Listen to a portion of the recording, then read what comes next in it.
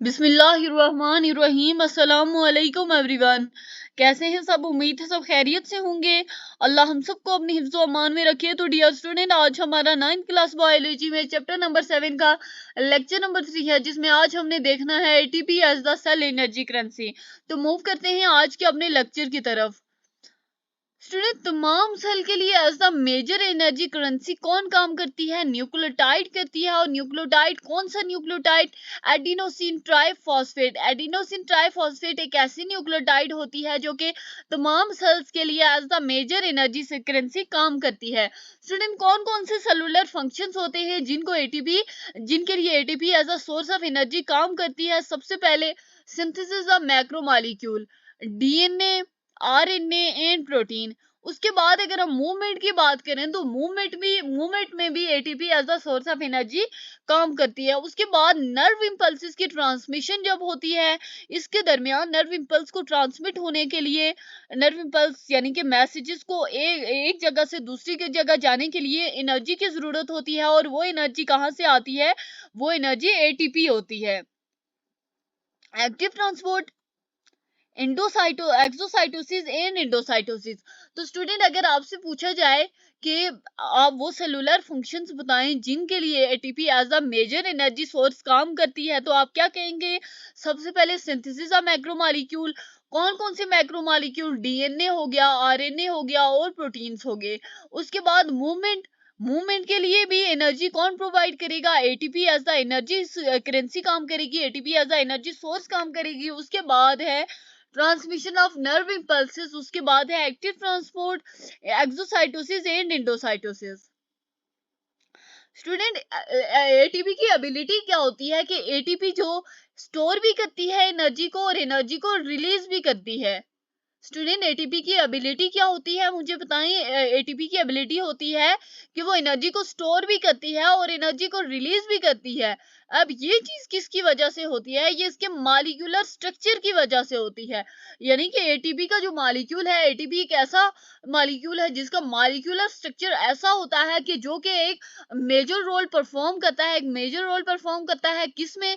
Energy को store करने में और एनर्जी को रिलीज करने में। Student, what are the sub units of ATP? Each ATP has 3 sub unit. ATP के कितने सब यूनिट हैं? 3 सब यूनिट्स हैं। कौन कौन से हैं? एडिनाइन। एडिनाइन क्या होता है? एक डबल रिंग नाइट्रोजनियस बेस होती है। स्टूडेंट, एडिनाइन क्या होता है? एक डबल रिंग नाइट्रोजनियस बेस होती है। राइबोस क्या होता है? राइबोस एक 5 कार्बन शुगर को कहते हैं। जबकि 3 phosphate groups in a linear chain, ये तीसरा सब यूनिट है। पहला सब यूनिट क्या है स्टूडेंट? एडिनाइन है। एडिनाइन क्या होता है? एडिनाइन एक डबल रिंग नाइट्रोजनियस बेस को कहते हैं। उसके बाद राइबोस। राइबोस क्या होती है? एक 5 कार्बन शुगर होती है। उसके बाद 3 phosphate groups in a linear chain, ये हमारा तीसरा सब यूनिट है। स्टूडेंट, एटीपी की एबिलिटी क्या होती है कि एटीपी एनर्जी को स्टोर भी करती है और एनर्जी को रिलीज भी करती है। और ये चीज उसके किसकी वजह से होती है? कौन से स्ट्रक्चर की वजह से होती है? उसमें ये एबिलिटी उसके मॉलिक्यूलर स्ट्रक्चर की वजह से होती है। स्टूडेंट, कोवलेंट बॉन्ड का रोल क्या होता है कि कोवलेंट बॉन्ड दो फॉस्फेट जो होते हैं उनको क्या करता है? कनेक्ट करता है, आपस में जोड़ता है। और ये कौन सा बॉन्ड होता है? ये एक हाई एनर्जी बॉन्ड होता है। स्टूडेंट, कोवलेंट बॉन्ड में एनर्जी रिलीज कैसे होती है? जब ये बॉन्ड होता है, जब ये बॉन्ड टूटता है और एटीपी से सेपरेट हो जाती है, ऐसी सूरत में एनर्जी इस बॉन्ड से रिलीज होती है।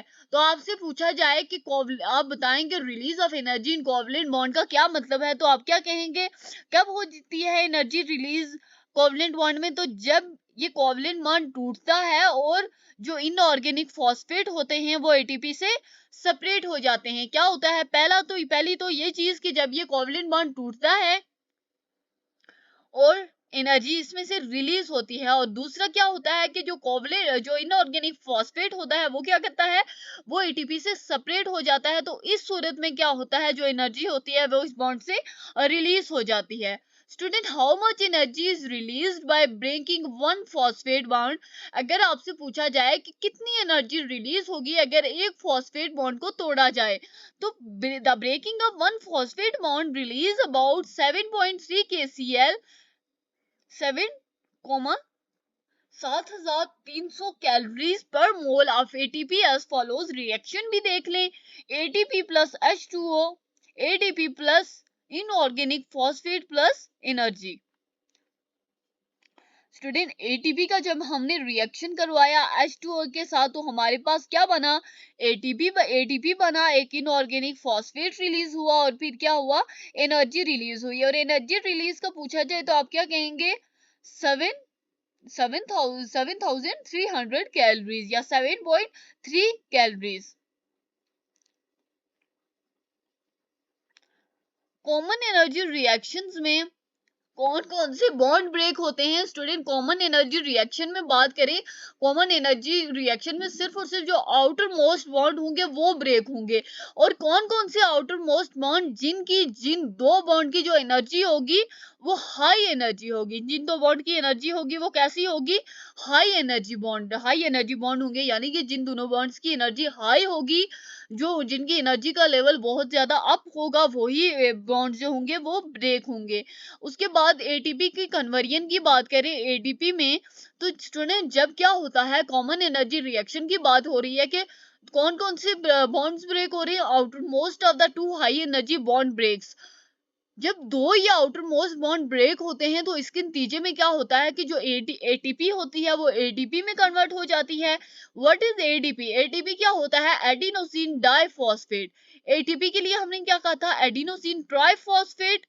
और स्टूडेंट एडीपी से यानी कि ट्राइफॉस्फेट से डाइफॉस्फेट क्यों बना, क्योंकि यहाँ से एक इनऑर्गेनिक फॉस्फेट रिलीज हुआ, इस वजह से जो एटीपी है वो क्या हो गया, एडीपी में यानी कि डाइफॉस्फेट में कन्वर्जन हो गई इसकी। एडीपी की ब्रेकडाउन में क्या होता है स्टूडेंट, जो एडीपी होती है वो किस में ब्रेक डाउन हो जाती है, एएमपी में ब्रेक हो जाती है। किस में ब्रेक हो जाती है, एएमपी क्या होता है स्टूडेंट, एडिनोसिन मोनोफॉस्फेट। यहाँ पे यानी कि फॉस्फेट का एक ही बॉन्ड मौजूद हो उसको हम क्या कहेंगे, एडिनोसिन मोनोफॉस्फेट।